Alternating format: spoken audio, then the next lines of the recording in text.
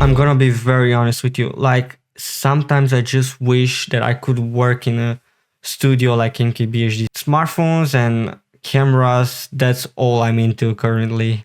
And creative shots and motion graphics.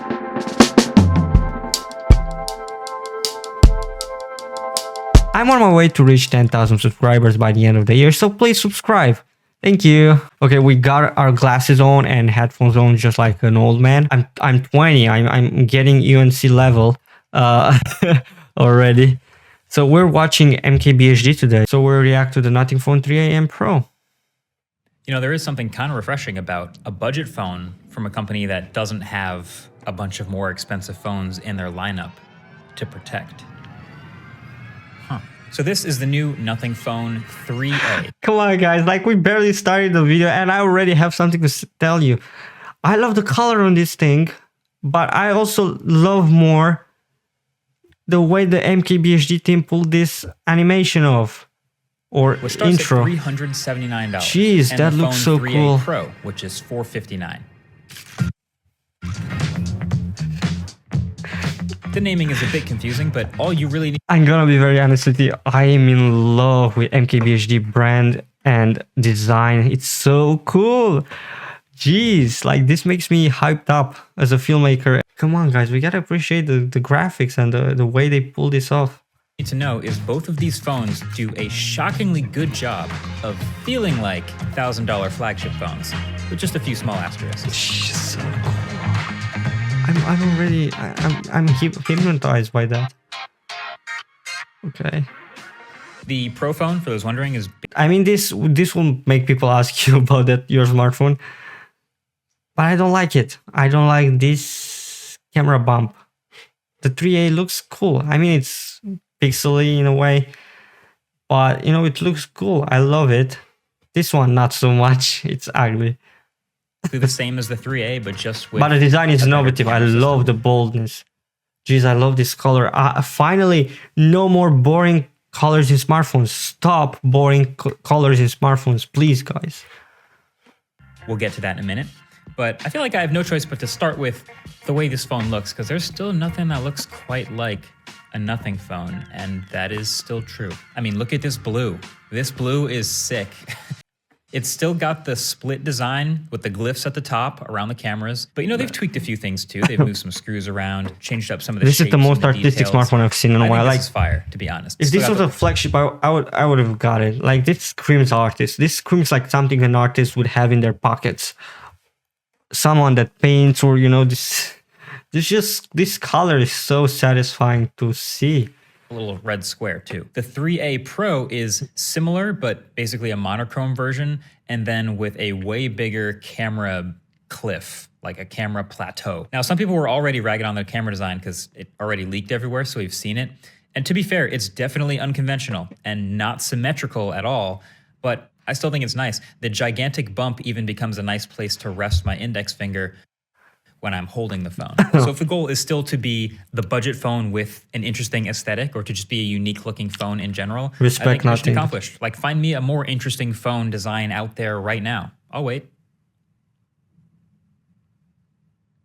Exactly. There so isn't, yeah. Once it comes to using this phone, like I said, it is impressive how close this $379 phone gets to feeling like $1,000 flagship. Like, I feel like I can see a lot of Nothing's growing maturity here too. You know, they're a little bit bigger of a company now. They can afford to get more premium parts and from better suppliers, and it's paying off with a bunch of little improvements that stack up to feel... I'm gonna be very honest with you. Like, sometimes I just wish that I could work in a studio like MKBHD studio. Like, this is something like smartphones and cameras, that's all I'm into currently. And creative shots and motion graphics. Also now IP64 rated instead of IP54. It even has a much brighter AMOLED display now that gets up to 800 nits normally, but up to 3000 nits peak for HDR, which is one of the highest numbers I've ever seen on paper. But forget the numbers though. Okay, that's insane. 3000 nits.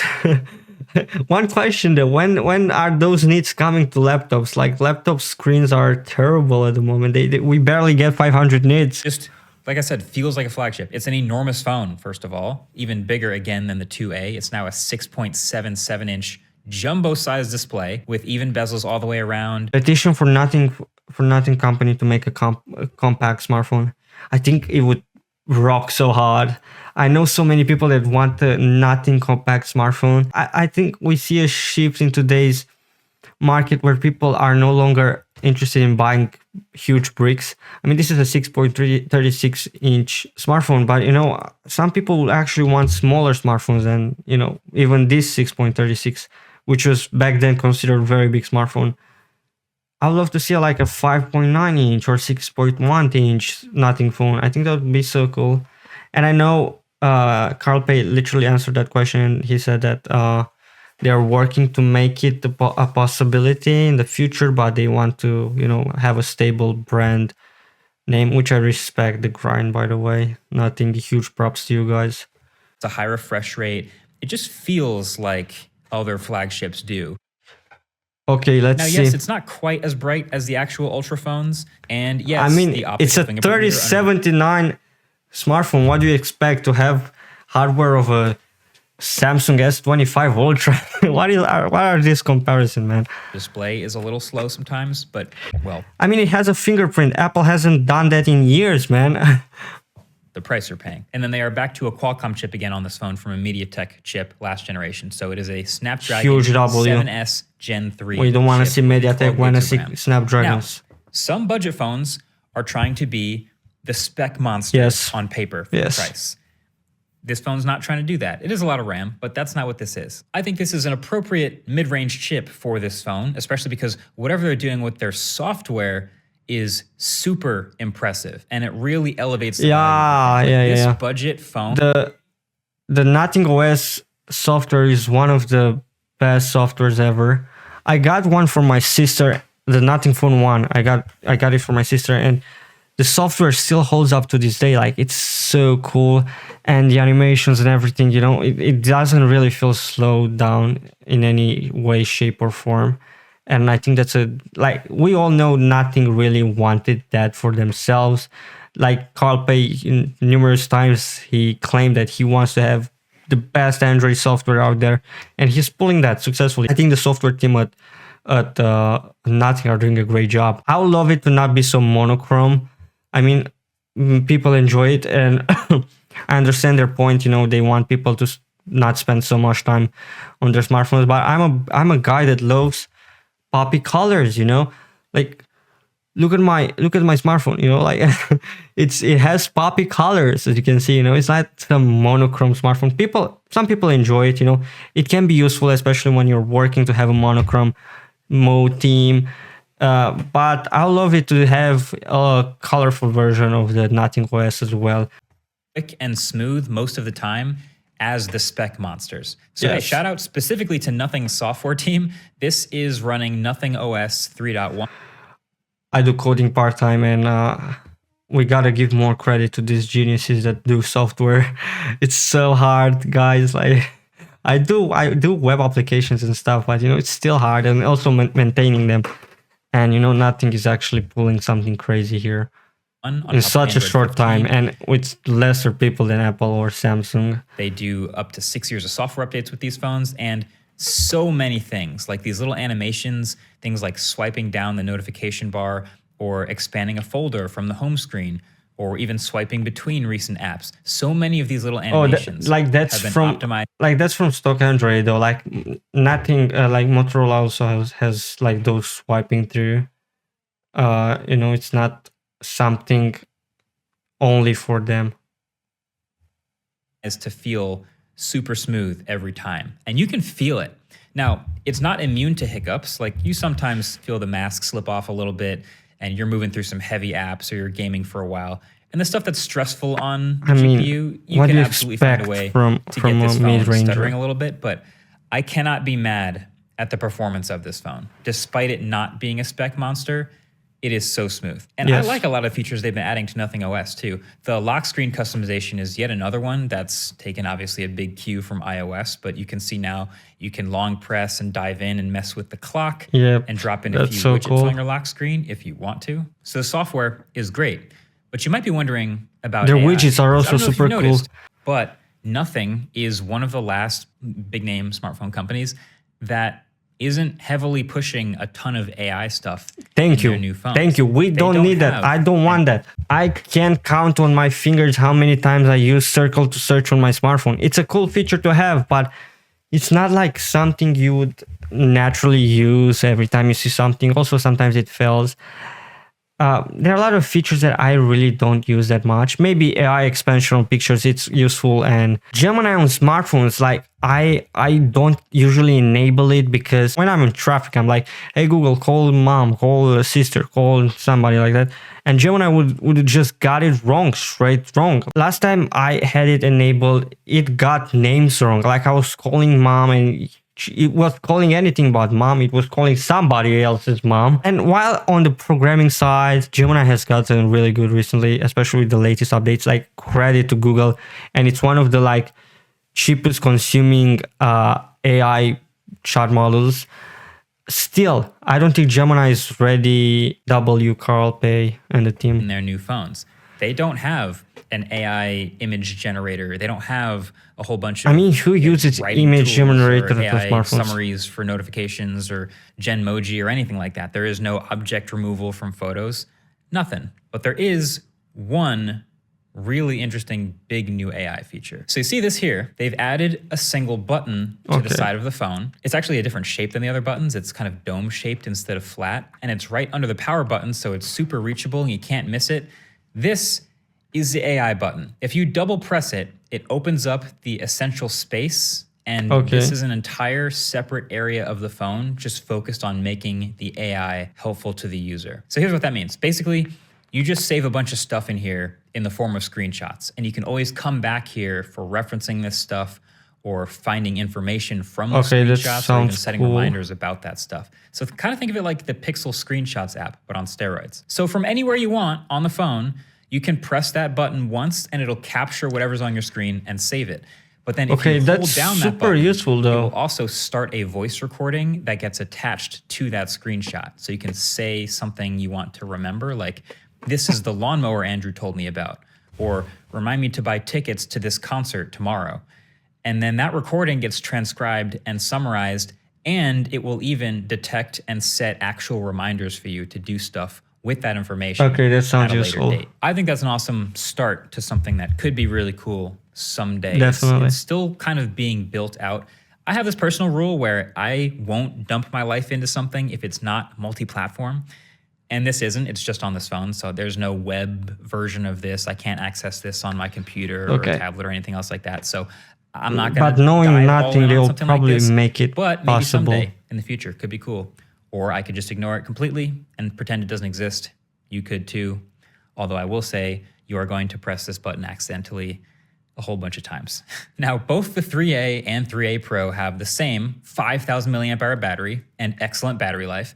Both have 50-watt charging now, which is a little faster than last year, but basically that's 0 to 100. That's better. Like their first phone came with a very slow charging rate. It's crazy.